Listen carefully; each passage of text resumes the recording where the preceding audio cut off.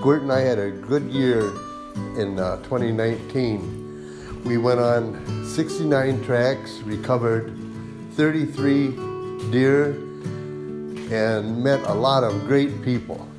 Our longest track that we recovered a deer at was 1 7/10 miles.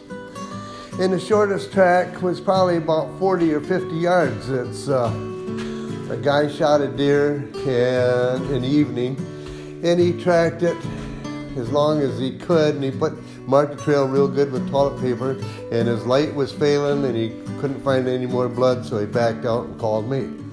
So we met the next morning, and sure enough, he had marked the trail good, put Squirt down, and Squirt followed the track right up till we come to the end of the toilet paper, and lo and behold, about 50 yards ahead, you seen some white up there, and his buck was laying there.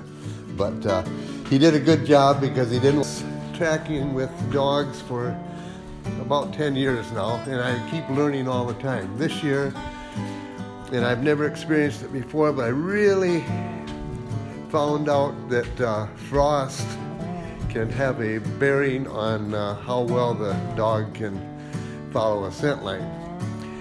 Case in point, a guy called me and his son had shot a buck and they had jumped it, and it only went about 50 yards and jumped it, and I knew it was a good hit, and I almost begged him to let me come. But he said, well, my son wants to go find the deer, so I said, well, I'll meet you early in the morning. I got there and there's frost on the ground, and we even found blood and everything. The dog, Squirt, kind of looked at me, well, what do you want me to do with this? Long story short, we could not follow the track.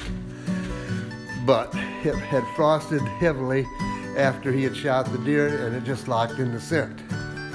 Another track, later, a couple weeks later, I met a guy, and they had jumped the deer and put the dog down, and you could actually see the blood, and the dog just, he couldn't follow it. So I told him, I said, well, you can either grid search or let me leave. I've got another track about 40 miles from here, and let me do that track and come back, and we'll see after it warms up a little bit if Squirt can follow the track.